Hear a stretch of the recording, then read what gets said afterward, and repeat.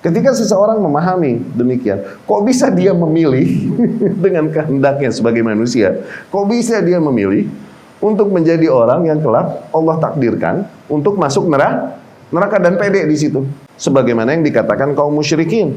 Kalau Allah mau, kita tidak menyembah hal lain kan selain Allah. Jadi, kok bisa? Assalamualaikum warahmatullahi wabarakatuh. Bismillahirrahmanirrahim. Alhamdulillah. Wassalatu wassalamu ala Rasulillah wa ala alihi wa ashabihi wa man wala. Amma ba'd. Ikhwati rahimakumullah, kita lanjutkan pembahasan dari kitab Fathul Majid dulu. Ya.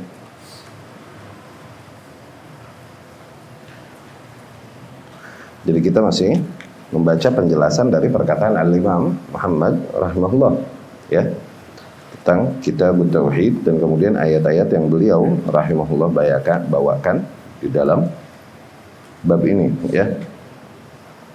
Kemarin telah kita jelaskan ayat Allah Subhanahu wa taala setelah kita jelaskan makna tauhid dan lain-lain dari perkataan para ulama rahimahumullah. Kemudian kita telah jelaskan firman Allah Subhanahu wa taala tentang tujuan penciptaan manusia.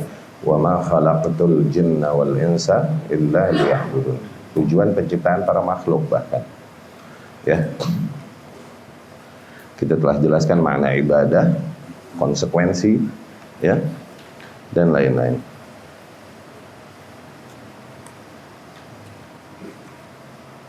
Ya, itu udah ya. Masuk ke ayat selanjutnya yang dibawakan Al-Imam rahimahullah. Beliau berkata, Qauluhu ta'ala, firman Allah Subhanahu wa ta'ala, wa laqad ba'athna fi kulli ummatir rasula an i'budullaha wajtanibut taghut. Dan sungguh telah kami utus seorang rasul pada setiap umat, yakni untuk menyampaikan kepada mereka, kepada umatnya tersebut, agar beribadahlah kalian hanya kepada Allah dan jauhilah taghut. Beribadahlah kalian hanya kepada Allah dan jauhilah taghut, ya. Masih ayat-ayat yang menegaskan kewajiban tauhid, ya. Nah, tayyib. Pertama, sungguh telah kami utus setiap rasul, seorang rasul pada setiap umat. Rasul, perbedaan rasul dan nabi alaihi wassalatu wassalam telah kita banyak kali jelaskan, ya. Rasul datang membawa risalah, ya. Rasul datang membawa risalah, membawa undang-undang baru yang menyempurnakan undang-undang atau risalah yang dibawakan oleh rasul sebelumnya, ya. Jadi syariat ini, undang-undang ini sampai titik sempurna pada syariat terakhir yang dibawakan Muhammad sallallahu alaihi wasallam ini mengalami proses, ya, proses penyempurnaan sampai terakhir sempurna pada syariat Muhammad sallallahu alaihi wasallam. Nah, seorang rasul itu datang membawakan syariat, membawakan undang-undang baru yang menyempurnakan undang-undang yang dibawakan oleh rasul sebelumnya yang diutus. Nah, rasul tersebut, undang-undang ini dilambangkannya dalam bentuk kitab. Ini yang membedakan rasul dengan nabi, ya. Rasul datang dengan undang-undang, dengan kitab, ya. Ada 300 lebih rasul berdasarkan riwayat-riwayat yang ada. Ada 300 lebih rasul yang ada di antara para nabi tersebut.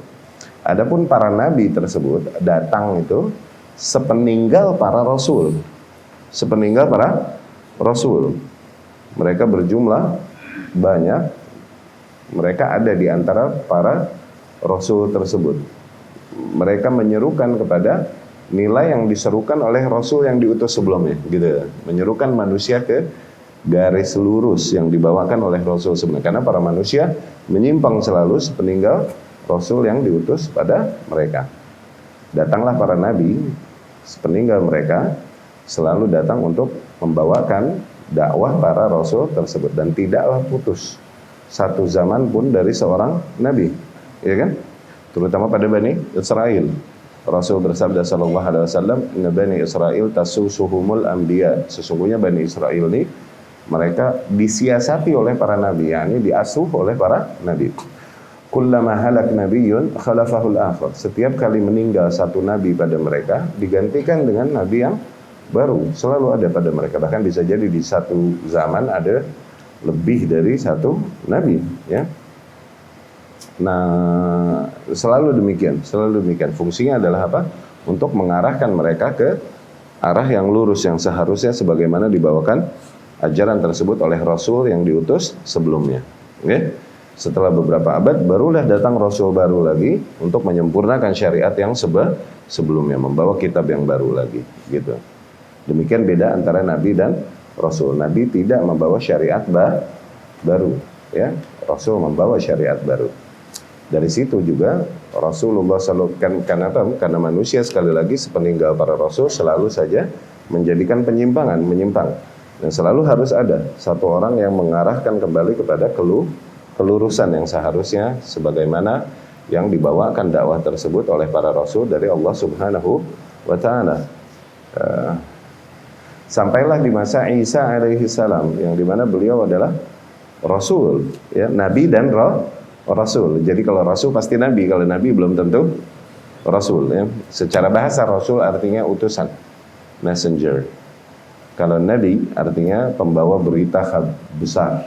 Nabi itu demikian, dari naba, ya. Jadi kalau Rasul pasti Nabi, Nabi belum tentu dia Rasul. Nah, sampai masanya Isa alaihi salam kemudian diangkat oleh Allah Subhanahu wa Ta'ala, diselamatkan, ya kan? Ya Isa, inni rafi'uka ilayya wa mutahhiruka minal ladzina kafaru wa ja'ilul ladzina tabauka fawqal ladzina kafaru ila yaumil. Wahai Isa, aku mengangkatmu ke sisiku dan mensucikanmu dari orang-orang yang kafir, dan aku menjadikan orang-orang yang mengikutimu bagaimanapun lebih mulia daripada orang-orang kafir, ya, sampai hari kiamat. Sepeninggal Isa alaihi salam, barulah muka bumi kosong dari nabi, kosong dari rasul. Nggak ada nabi, nggak ada rasul. Yang sebelumnya nggak pernah putus. Kosong dari nabi, kosong dari rasul sekitar 620-an tahun, 6 abadan. Oke? Nah, masa 6 abad itulah yang disebut dengan masa jahiliyah. Ya. Jadi masa jahiliyah adalah fatrah allati khalatil ardu minar rusul wa minal anbiya qarabat sittah qurun. Sebuah era, sebuah fatrah, sebuah masa di mana muka bumi kosong dari nabi, kosong dari rasul, yang berlangsung sekitar 6 abadan. Itu definisi jahiliyah, ya. Jahiliyah sebagai sebuah zaman, sebagai sebuah zaman itu, ya. Sampai datangnya Rasul lagi kemudian penutup, penyempurna, ya, ini Muhammad sallallahu alaihi wasallam. Ini yang menutup zaman jahiliyah, diutusnya Rasulullah sallallahu alaihi wasallam. Maka keliru sebutan kaum muslimin dengan bahasa mereka, membahasakan mereka sebelum beriltizam dulu, sebelum disiplin lebih menerapkan hukum Islam, mereka mensifati dirinya atau zamannya dulu dengan zaman jahiliyah. Dulu Ustaz, aneh waktu masih jahiliyah, misalnya begitu ada. Ini keliru. Kecuali dia jelasnya sama Abu Lahab, Abu Jahal, yang emang hidup sebelum diutusnya Rasul sallallahu alaihi wasallam, iya kan? Nah, baru ya, mensifati waktu masa dengan jahiliyah keliru, karena masa itu udah tertutup dengan diutusnya Rasul sallallahu alaihi wasallam. Kalau mau mensifati sifat, oke, kelakuannya kelakuan jahiliyah, pola pikir jahiliyah, masuk. Tapi mensifati zaman jangan, udah tertutup sejak diutusnya Rasulullah sallallahu alaihi wasallam. Nah, Rasul pun demikian sebagaimana sunnatullah. Agamanya terjadi penyimpangan juga, disimpangkan juga oleh manusia sebagaimana syariat-syariat terdahulu. Permasalahannya, setelah Rasulullah SAW Muhammad, itu nggak ada nabi yang kembali meluruskan manusia, umat, ke jalan yang lurus sebagaimana Rasul bawakan jalan tersebut dari Allah Subhanahu wa Ta'ala. Permasalahannya begitu kan, terjadi juga penyimpangan kan, disimpangkan juga gitu loh agamanya Muhammad SAW oleh para manusia. Tapi nggak ada nabi. Kalau zaman dulu disimpangkan agama Rasul, ada nabi yang melurus kembali menyeru manusia kepada kelurusan. Nah, demikianlah. Tapi kalau setelah zamannya Muhammad nggak ada nabi sepeninggal Muhammad Shallallahu Alaihi Wasallam. Lalu siapa yang menyeru manusia kembali kepada hittah yang lurus ini, garis lurus ini yang dibawakan oleh Rasul Shallallahu Alaihi Wasallam. Nah, itulah fungsi ulama pada umat Muhammad Shallallahu Alaihi Wasallam, sebagaimana para nabi pada umat-umat Rasul terdahulu. Dari situ Rasul berkata Shallallahu Alaihi Wasallam, al ulama warathatul anbiya. Para ulama adalah pewaris nabi. Kenapa bukan pewaris Rasul? Kenapa? Karena mereka nggak bawa syariat baru. Mereka mewarisi tugas para nabi terdahulu aja, bawa manusia kembali ke straight path, ke jadah, ke garis yang lurus. Ya, itu bedanya nabi dan rasul. Nah, kembali ke ayat ini, walaqad ba'atsna fi kulli ummatin rasula, dan sungguh telah kami utus seorang rasul pada setiap umat. An i'budullah wajtanibut taghut. Yani agar para rasul tersebut menyerukan kepada umatnya, ya, untuk sembahlah Allah satu-satunya dan tinggalkanlah taghut, ya. Baru pembahasannya. Taghut tahu yang digoreng itu toge, taghut, ya. Kita goreng enaknya itu taghut. Taghut ini mushtaq minat tughyan. Secara bahasa, taghut diambil dari tughyan. Tughyan artinya mujawazat al-had, artinya kebangetan. Artinya kebangetan, melampaui batas. Kebangetan. Oke? Okay? Umar bin Al-Khattab radhiyallahu anhu berkata, taghut di sini maksudnya adalah syaitan. Oke? Okay? Jabir radhiyallahu anhu berkata, tawaghit. Nah, taghut itu jamaknya tawaghit. Oke? Okay? Yang dimaksud dengan para taghut tersebut adalah kuhan, dukun-dukun. Kana tanzil alaihim syayatin, yang dimana para syaitan biasa turun kepada mereka. Oke? Okay? Rawahuma Ibnu Abi Hatim. Dua asar ini diriwayatkan oleh Ibnu Abi Hatim rahimahullah. Ya. Imam Malik rahimahullah berkata, taghut ini kullu ma ubida min dunillah. Segala hal yang disembah manusia selain Allah, nah dibilangnya taghut. Dibilangnya taghut, ya. Demikian Al-Imad, yakni Al-Imam Ibnu Katsir rahimahullah berkata, taghut itu asyaitan wa ma zayyanahu min ibadat ghairillah. Taghut maknanya adalah syaitan dan segala hal yang dihiasi oleh syaitan, okay, dari bentuk-bentuk sesembahan kepada selain Allah. Yani penyimpangan-penyimpangan yang dihiasi syaitan pun itu dibilang taghut. Ya. Qultu, kemudian aku berkata, yakni Syekh Abdurrahman rahimahullah berkata, dzalikal madhkur ba'du afradi. Semua yang disebutkan oleh para salaf saleh rahimahumullah itu adalah sebagian makna taghut. Betul maknanya syaitan, betul maknanya segala hal yang disebut. Tapi itu hanya sebagian maknanya, belum mencakup seluruh makna taghut gitu maknanya. Oke? Okay? Betul. Taghut adalah syaitan, betul. Taghut adalah segala hal yang disembah selain Allah, betul. Ya. Taghut adalah dukun, betul. Ya. Tapi ini hanya sebagian maknanya. Oke? Okay?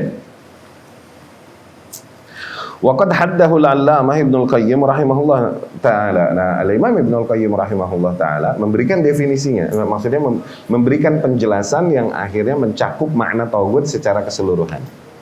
Ya? Al-Imam rahimahullah berkata, ya. At-taghutu haddan jami'an, dia yang dimana penjelasannya ini akhirnya memberikan batasan yang menyeluruh, maknanya mencakup seluruh makna taghut gitu, ya. Beliau rahimahullah berkata, taghut jal. Taghut kullu ma tajawaza bihil abdu haddah. Pokoknya taghut adalah segala hal yang dengannya seorang hamba melampaui batasnya. Anything yang dengannya seorang hamba melampaui batasannya, yang karenanya seorang hamba terhitung melampaui batasannya. min ma'bud atau matbu atau muta. Apapun itu, hal yang diibadahi, hal yang dikeramatkan, hal yang ditaati, hal yang diikutin. Ketika seorang hamba berlebihan di dalam gitu hal tersebut, maka itu dibilangnya taghut. Ya. Berlebihan maknanya apa? Sehingga dia memberikan kepada apa yang dia agungkan, yang dia ikuti ini sesuatu yang haknya hanya milik Allah Subhanahu wa taala. Tuh. Atau hak itu harusnya hanya milik Rasul sallallahu alaihi wasallam. Apapun itu, gitu. Ya, tokoh yang diikuti, ketua yang diagungkan, pemikiran yang dia ikuti, gitu. Dan itu tidak seharusnya melampaui batas atau sesuatu yang dia keramatkan, tuh. Ya, yang dia muliakan sampai level dia keramatkan. Dan itu harusnya nggak sampai segitunya dia melampaui batas. Iya kan? Nah itu jadilah taghut. Anything yang dengannya seorang hamba melampaui batasannya. Itu definisi taghut. Ya. Fataghut kulli qaum, maka taghut pada setiap kaum adalah man yatahakamuna ilaihi ghairallah wa rasulih sallallahu alaihi wasallam. Semua hal yang dimana setiap kaum berhukum kepadanya selain Allah dan Rasulnya sallallahu alaihi wasallam. Ya, yakni sebuah hukum yang lebih ditaati, okay, oleh seorang hamba daripada hukum Allah dan Rasulnya sendiri sallallahu alaihi wasallam yang harusnya seorang hamba di dalam perselisihan mengembalikan kepada Allah dan Rasulnya sallallahu alaihi wasallam, dan itu adalah diantara ciri atau bahkan syarat seorang yang beriman. Ya, ketika mereka berseteru, mereka kembalikan itu kepada Allah dan Rasulnya sallallahu alaihi wasallam.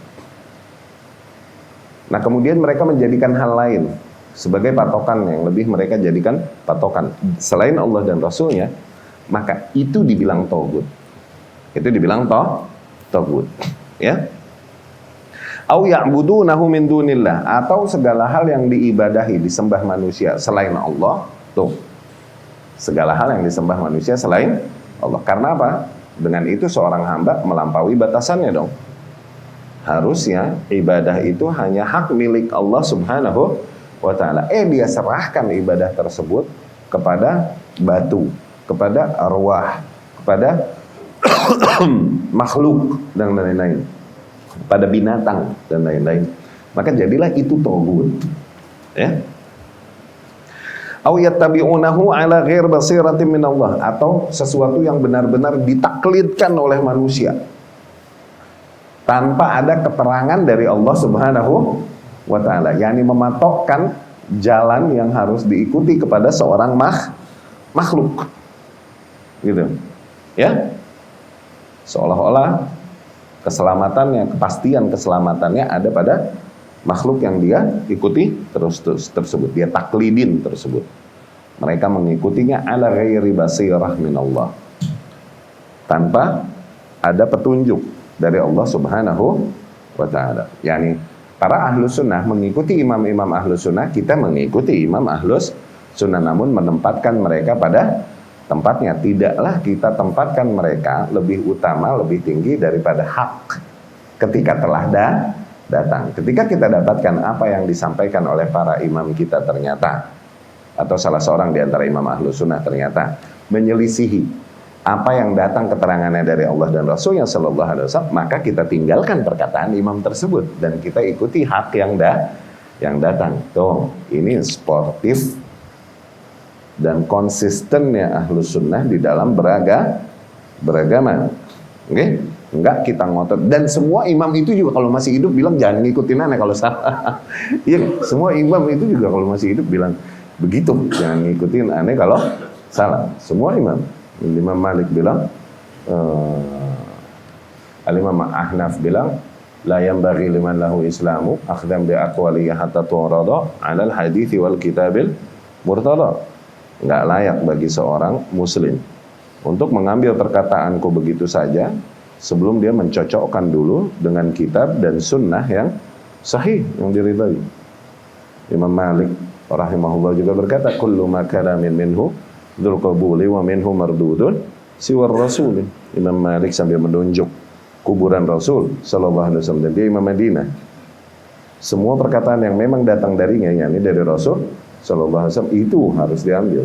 Adapun selain yang dari Rasul sallallahu alaihi wasallam, mesti ada yang diterima, ada yang ditolak. Imam Syafi'i juga demikian berkata, ya qauli in ra'aitumu qauli mukhalifan lima rawaitumu minal hadithi fadribuhu jidara biqauli al-mukhalifal akhbar.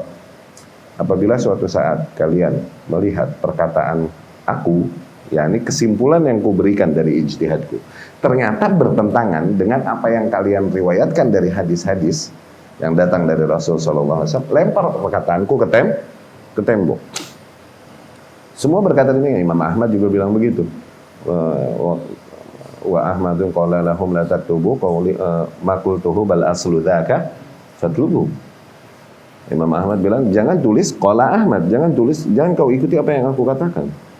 Tapi lihat usulnya, yakni dalilnya. Qala Allah dan qala Rasulnya sallallahu alaihi wasallam. Demikian. Jadi demikian beda konsep Ahlus Sunnah di dalam mengikuti dengan para ahli bid'ah. Ahlus Sunnah di dalam mengikuti, kita mengikuti sebuah kaum, generasi yang dibilang generasi salafus saleh. Kita nggak mengikuti individunya, kita mengikuti kaum yang berjalan di atas jalan salafus saleh. Adapun per individunya, maka ketika benar dia benar, keliru kita keliru. Berbeda dengan ahli bid'ah dari golongan misalnya sufi, tarekat dan lain-lain, maka kebenaran dan kebatilan adalah apa yang dikatakan oleh mereka yang ditaklidinnya. Mereka sampai menamakan pemahaman yang mereka ikutin dengan nama pendirinya. Tuh, mereka menamakan pemahamannya, agamanya dengan nama Maturidiyah. Tuh, kenapa? Karena Abu Mansur al-Maturidi. Mereka namakan Asy'ariyah. Karena siapa? Abul Hasan al-Asy'ari. Iya kan? Mereka menamakan dirinya ini berdasarkan atau berdasarkan daerah. Oke? Seperti misalnya Haruriyah, tuh kelompok yang berkumpul di daerah Harura dari golongan Khawarij, tuh, iya kan? Enggak menamakan diri mereka kepada kebenaran yang datang dari Allah dan Rasulnya sallallahu alaihi wasallam. Kenapa mereka mentaklidkan apapun yang mereka ikuti adalah apa kata tokohnya, itu maksudnya. Apapun yang diikuti oleh seseorang tanpa keterangan dari Allah Subhanahu wa ta'ala. Bahkan ketika tampak baginya bahwa yang diikuti ternyata batil, dia nggak mau tahu, dia tetap ikutin. Jadilah hal tersebut togut baginya, gitu. Ya. Au yuti'unahu fima la ya'lamun annahu ta'atan lillah. Tuh. Atau apapun yang ditaati oleh manusia, yang dimana mereka mungkin tidak menyadari bahwasanya bentuk ketaatan itu hanyalah milik Allah, hanyalah hak Allah Subhanahu wa ta'ala, yakni menghalalkan dan mengharamkan. Sebagaimana kaum-kaum ahlul kitab terdahulu, iya kan? Mereka mengharamkan apa-apa yang diharamkan oleh para pemuka-pemuka agamanya, padahal Allah menghalalkannya, iya kan?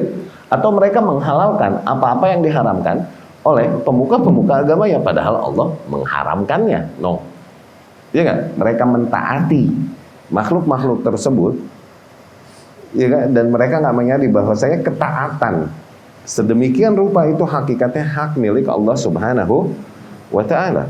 Dia serahkan kepada hal lain selain Allah. Tuh. Nah, yang diikutinnya itu dikatalah dia togut. Fahadhihi tawagitul alam. Itulah diantara togut-togut yang ada di alam semesta ini. Idza ta'ammaltaha wa ta'ammalta ahwalan nasi ma'aha ra'aita aktsarahum a'rad 'an ibadatillahi ta'ala ila ibadatit taghut. Apabila kalian resapi dan fahami kondisi para manusia yang ada, oke?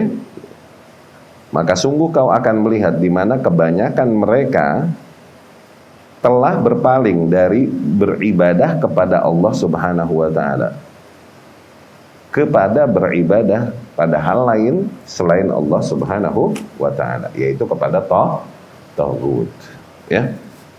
Wa an ta'atillah, mereka telah berpaling dari ketaatan kepada Allah.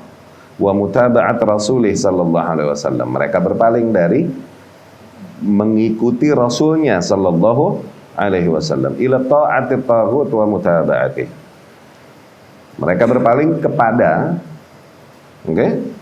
mengibadahi atau menyembah Allah, menyembah taghut dan kemudian mengikuti selain rasulnya sallallahu alaihi wasallam. Ya. Jadi dengan penjelasan dari Al-Imam Ibnul Qayyim rahimahullah, fix makna taghut akhirnya tercakup semuanya. Segala hal yang dengannya seorang hamba melampaui batasannya. Segala hal yang dengannya atau baginya seorang hamba melampaui batasannya. Apapun itu, benda yang dikeramatkan, pemahaman yang diikutin, ataupun sesuatu yang dia agungkan dan dia sembah, ya, jadilah hal tersebut dibilang taghut, ya.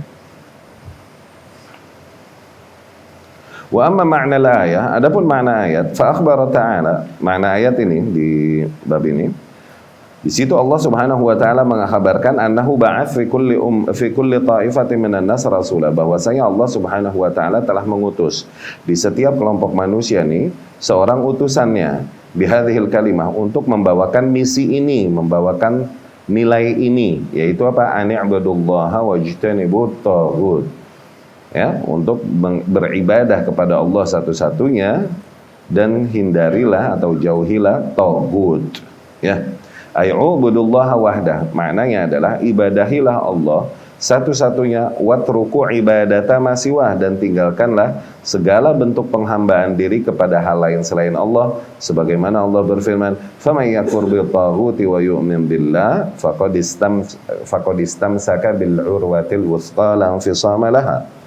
Barang siapa yang telah kufur kepada taghut dan kemudian dia beriman kepada Allah, yakni barang siapa yang telah berpaling dari segala bentuk, ya, hal yang disembah oleh manusia selain Allah Subhanahu wa taala, dan kemudian mereka hanya menyerahkan peribadatannya atau keimanannya kepada Allah Subhanahu wa taala, barang siapa yang telah demikian, faqad istamsaka bil urwatil wuthqa, maka orang demikian sungguh dia telah berpegang kepada tali yang sangat teguh, kepada tali yang sangat teguh. Disebut tali yang sangat teguh di sini karena apa? Tali tersebut menjadi lambang seolah-olah seseorang bergantung untuk menyelamatkan dirinya. Itu tali itu gitu maksudnya.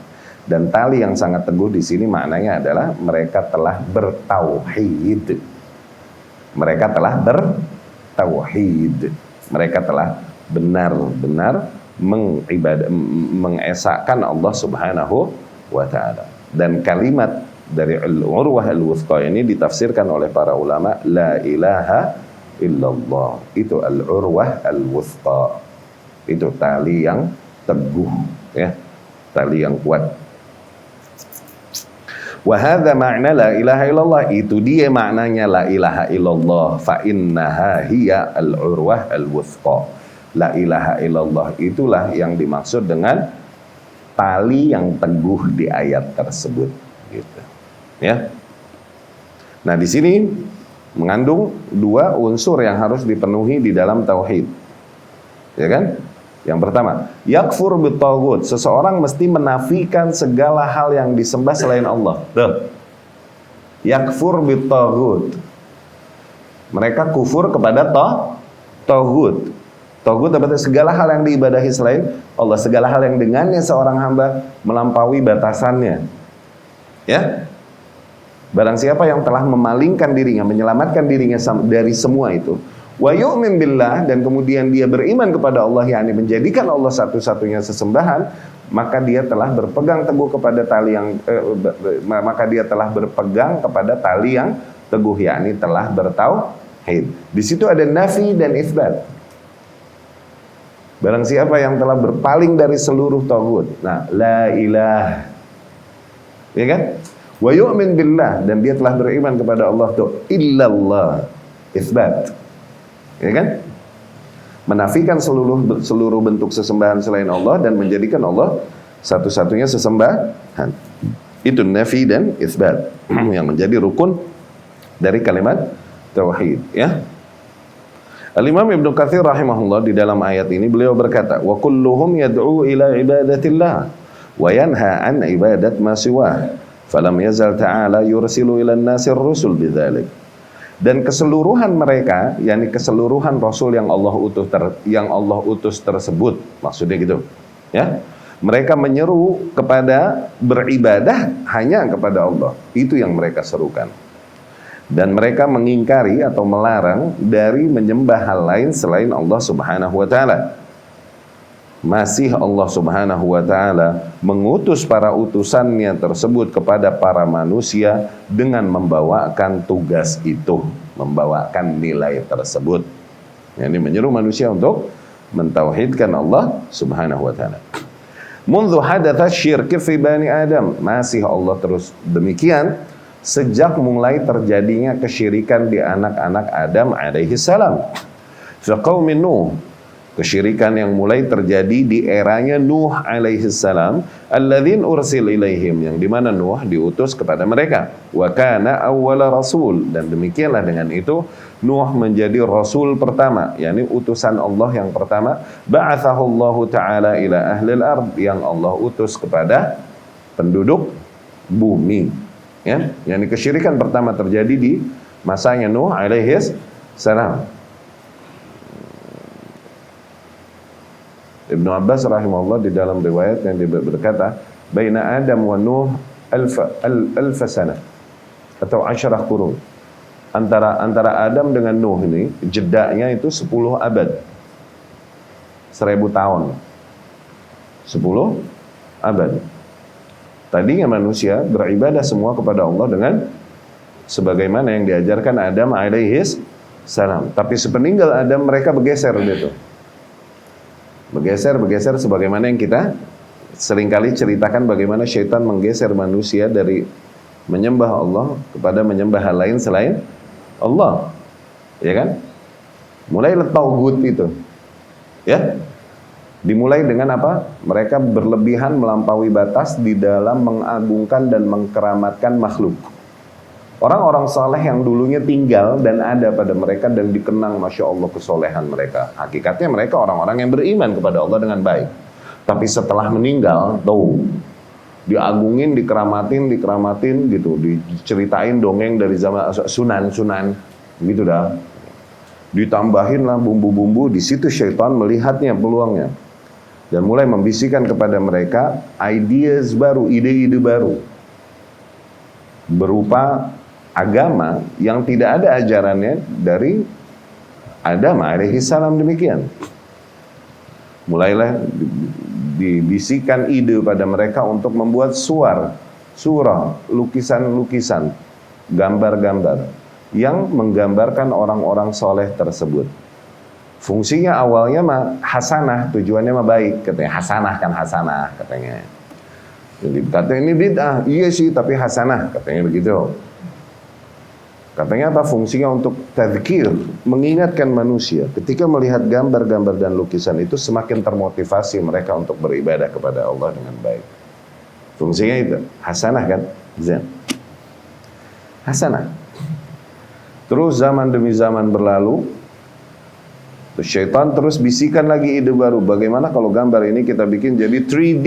Ya salam. Thalathah dal. 3D. 3 dimensi. Kita bikin dalam bentuk apa? Dalam bentuk monumen. Yang melambangkan orang-orang saleh tersebut. Oke? Monumen. Mereka buat monumen tuh.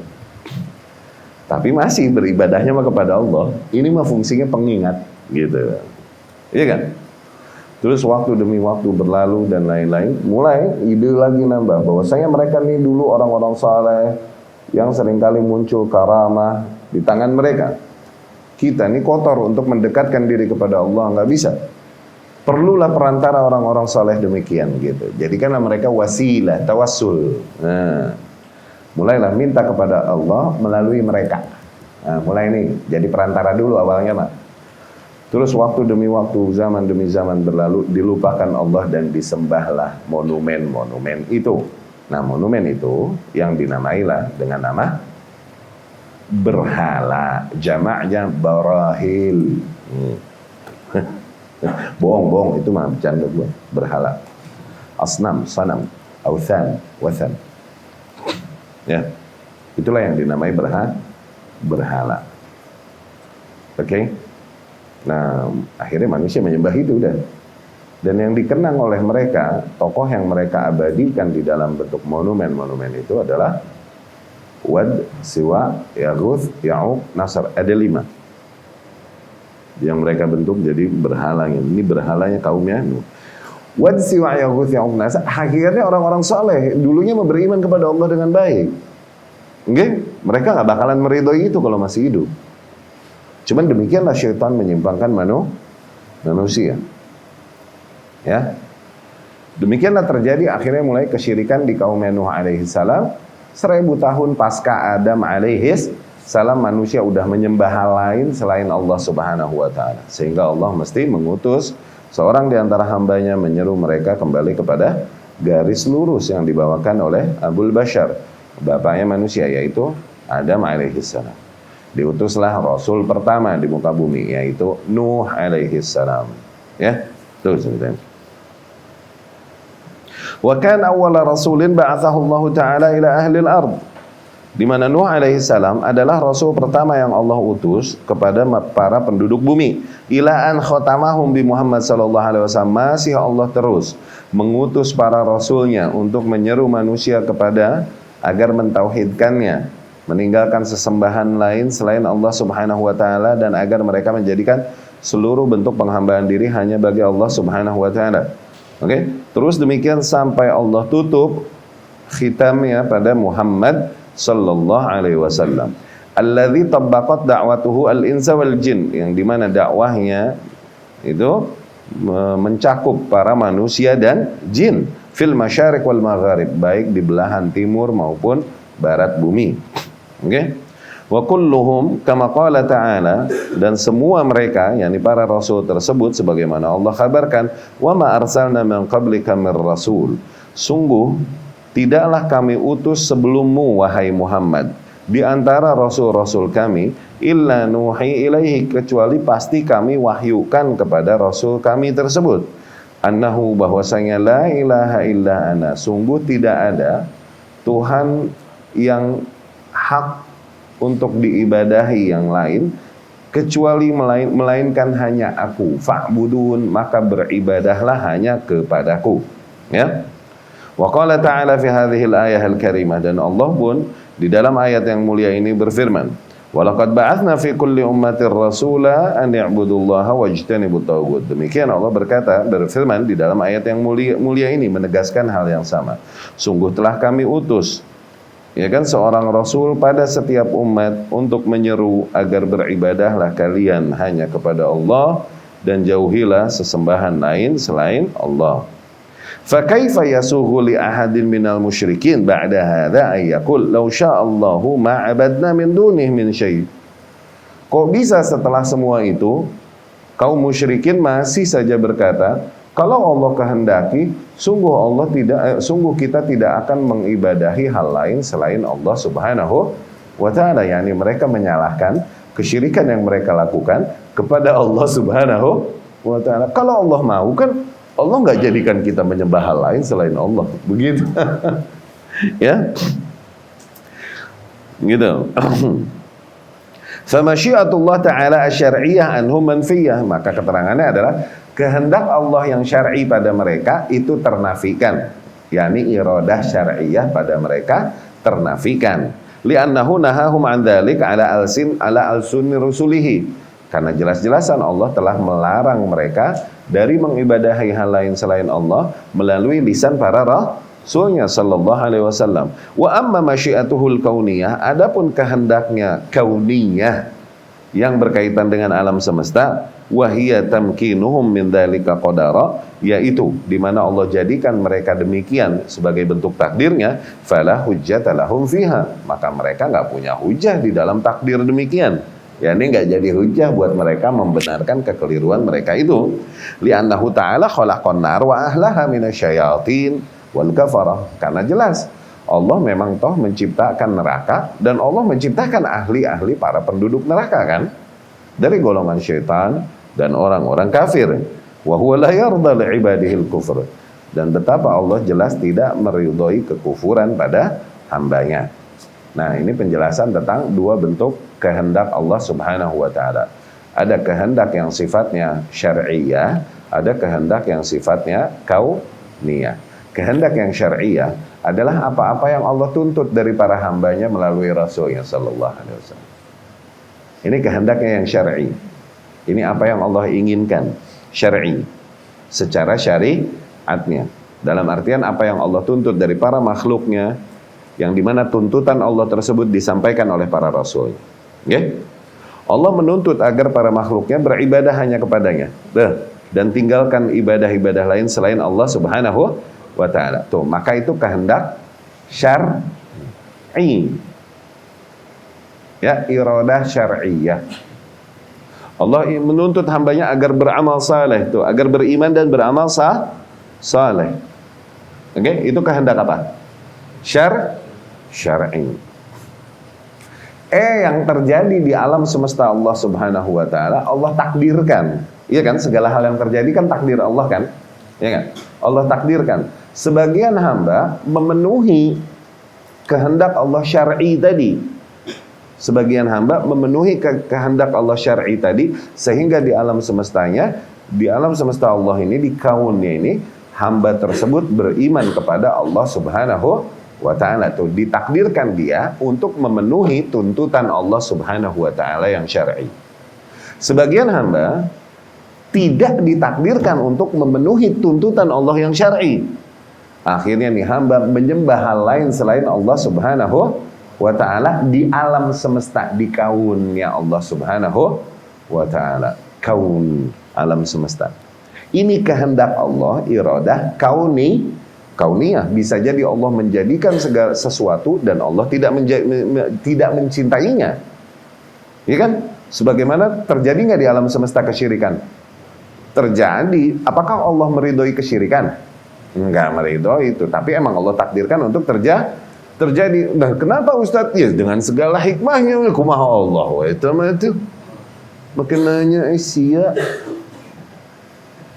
Ya gimana Allah ya, biar drama alam semesta ini terbentuk, sehingga mulia mereka yang beriman memenuhi tuntutan syar'i dan kehendak syar'i Allah, dan terhinakan mereka yang tidak memenuhi tuntutan syar'i Allah, sehingga nilai-nilai yang mulia jadi mulia, nilai-nilai yang busuk jadi busuk.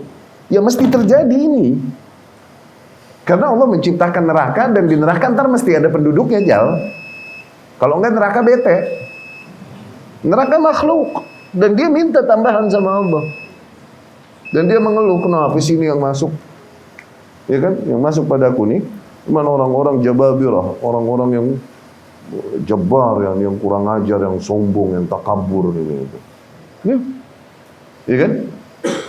Dan neraka minta kepada Allah zid, tambah tuh. Neraka makhluk. Ya kan? Dan Allah menciptakan neraka juga dengan mentakdirkan kelak ada penghuninya. Berarti mesti terrealisasikan dong di drama alam semesta ini, drama ini. Iya kan? Ketika seseorang memahami demikian, kok bisa dia memilih dengan kehendaknya sebagai manusia? Kok bisa dia memilih untuk menjadi orang yang kelak Allah takdirkan untuk masuk neraka dan pede di situ? Sebagaimana yang dikatakan kaum musyrikin. Kalau Allah mau, kita tidak menyembah hal lain kan selain Allah. Jadi, kok bisa? Setelah menyadari hal tersebut. Dapat ya? Jadi ada iradah syar'iyah, ini apa yang Allah tuntut. Ada iradah kauniyah, yakni apa yang Allah takdirkan untuk terjadi, mau bad, mau good. Makanya kita diperintahkan beriman kepada takdir, mau baik, mau buruk. Dan dituntut kita untuk apa? Untuk effort mengusahakan yang baik, jangan berhujah dengan takdir yang buruk. Demikian kaidah Ahlus Sunnah di dalam qadar. Nu'min bil qadar al-kauni wa naltazim bil qadar asy-syar'i. Tuh. Nu'min bil qadar al-kauni. Iya sih, kita beriman kepada qadarullah kauniyah. Kalau keburukan, maksiat terjadi dengan takdirnya, iya, kita beriman dengan itu emang. Bagaimanapun terjadi di alam semesta Allah, berarti Allah yang mentakdirkan kan? Iya, kita mengimani itu. Nu'min bil qadar al-kauni. Iya, kita beriman dengan qadarullah kauniyah. Wa naltazim, tapi kita berpegang teguh berundang-undangnya. Oke? Dengan qadar syar'i, dengan hukum syariat yang Allah tuntut. Jangan berhukum, berundang-undang dengan takdir kauni, seperti seseorang yang melakukan kesyirikan, kemudian kenapa kau syirik? Iya, ini qadarullah, aku menyembah sendal jepit. Nggak boleh. Oke? Itu namanya berhujjah dengan takdir. Nggak boleh. Kita berhujjah kalau mau dengan qadar syar'i, enggak dengan qadar kaun. Kalau gitu ngapain ada jaza? Ada ganjaran bagi mereka yang beramal soleh, ada hukuman bagi mereka yang bermaksiat. Percuma dong itu semua kalau akhirnya seseorang berhujjah dengan qadar kauninya. Ya. Nu'min bil qadar wa naltazim bil qadar asy-syar'i. Tuh, kita beriman kepada qadar kauniyah. Ini yang dibilang masyiah. Qadar kauniyah ini yang dibilang masyiah. Tapi kita berpegang teguhnya kepada qadar syar'i atau kepada iradah syar'iyah, kepada apa yang Allah tuntut di dalam syariatnya. Zain. Mana bitih? Oh, itu.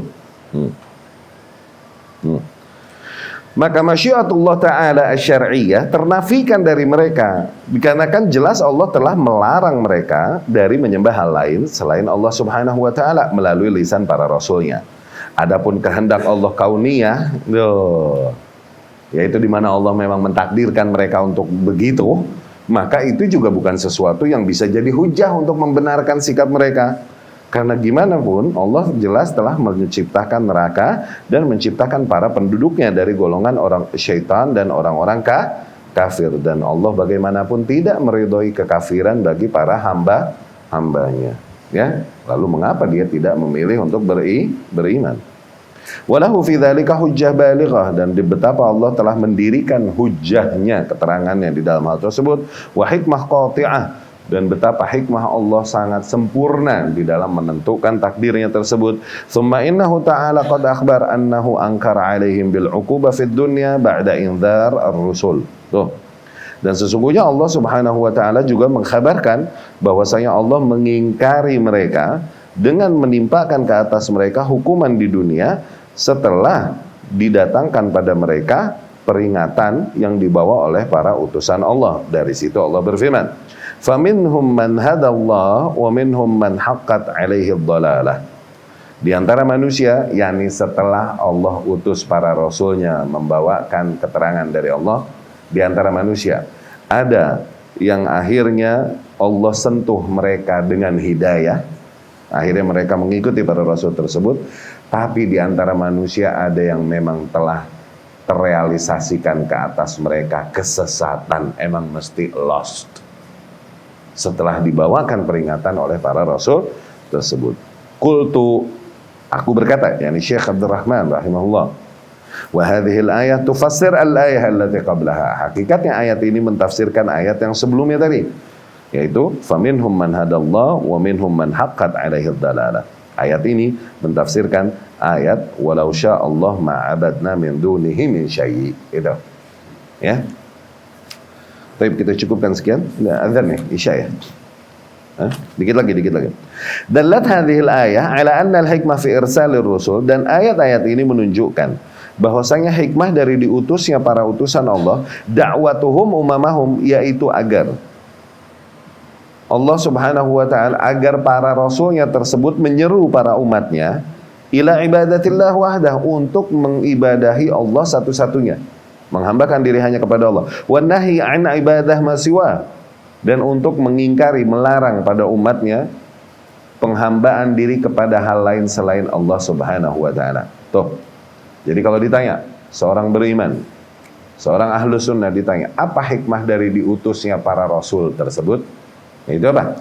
Untuk menyeru manusia kepada tauhid dan melarang, mengingkari pada manusia praktik kesyirikan. Itu udah kesimpulannya. Itu doang. Ya. Wa anna hadha huwa dinul anbiya wal mursalin, bahwasanya Demikianlah agama para nabi dan para rasul yang Allah utus. Wa in ikhtalafat syari'atuhum, kalaupun mungkin undang-undang mereka syariat halal haram pada mereka mungkin beda-beda satu rasul dengan rasul yang lain, sebagaimana Allah firmankan likullin ja'alna minkum syir'atan wa minhaja. Dan bagi setiap kalian, yakni para nabi, kami telah jadikan bagi setiap kalian syariat tersendiri, yakni undang-undang tersendiri. Tapi inti dakwahnya sama, menyeru manusia kepada tauhid dan mengingkari kesyirikan. Wa annahu la budda fil iman minal amal minal qalb wal jawarih, dan bahwasanya yang namanya keimanan tadi, beriman kepada Allah satu-satunya, beribadah kepada Allah satu-satunya, oke?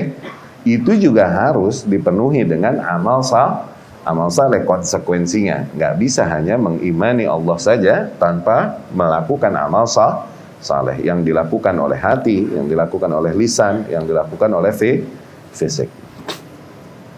Tapi alhamdulillah kita selesaikan ayat ini. Aku qouli hadza wa astaghfirullah li wa lakum.